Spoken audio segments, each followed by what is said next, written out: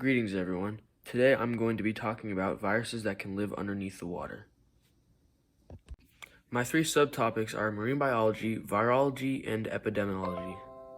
Marine biology is the study of biology underneath the water in marine life. Virology is the study of biology of viruses and viral diseases.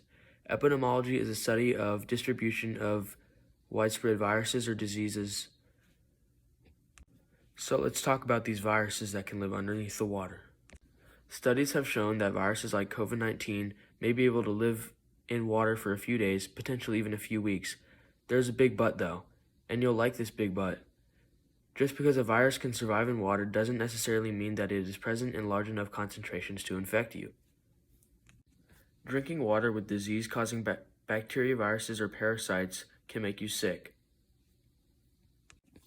This proves that viruses can be underwater, where we swim, or where we drink water. Diseases like hepatitis and conjunctivitis can all be spread through contaminated water, whether we drink it or we swim in it. More viruses are being discovered in water because of the new detection and characterization methods, although some of these viruses are human pathogens.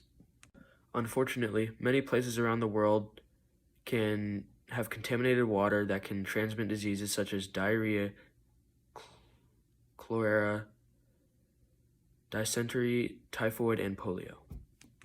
Contaminated drinking water is estimated to cause 485,000 diarrheal deaths each year. By 2025, half of the world's population will be living in water-stressed areas. Another very common water-transmitted pathogen includes hepatitis A and E viruses. Worldwide epidemics can happen, and a lot of them come from the water that we drink or the water that we bathe in. Outbreaks are hepatitis A, cholera, typhoid fever, and E. coli. That is just some of the big names that we have. So now, let's talk about who these underwater viruses are affecting and how us as humans can help stop outbreaks from spreading into worldwide epidemics. Who is affected? The nation leading the world with the greatest number of pollution-related deaths is India. India is responsible for 2.3 million deaths per year due to water contamination. Although India is the most populated country in the world, the deaths due to water pollution is extraordinarily high even for an overpopulated country. The Yamuna River is a dead river that stretches 855 miles across the north part of the country. The river provides more than 3/4 of New Delhi's water, posing a serious health threat to its residents. Not to mention, New Delhi is the biggest city in India, as there are 33 million residents. Probably the biggest problem with water pollution is the spread of hepatitis B virus. Hepatitis is the inflammation of the vital organ, the liver. This virus is spreading rapidly across India, all because of water contamination in rivers, streams, and especially the Yamuna River. In addition to hepatitis, typhoid is another viral waterborne disease that is prevalent in India.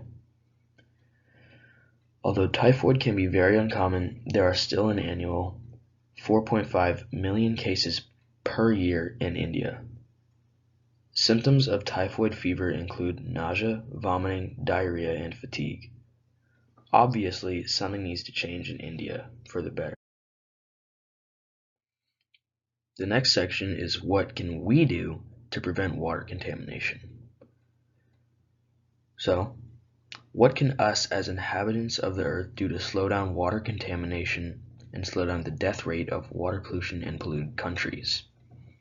Well, there are many things that we can do to reduce water pollution. One of these things are properly disposing all of waste. Examples are: do not put plastic bottles or plastic bags in the trash. Some other things that us as humans can do to better ourselves and our environment are to reduce pesticide use, conserve water, plant trees, and even use environmentally friendly products. If we can get better at this and practice this, then our Earth can change for the better. In conclusion, water pollution is no joke, as countries such as India face problems with clean water every single day.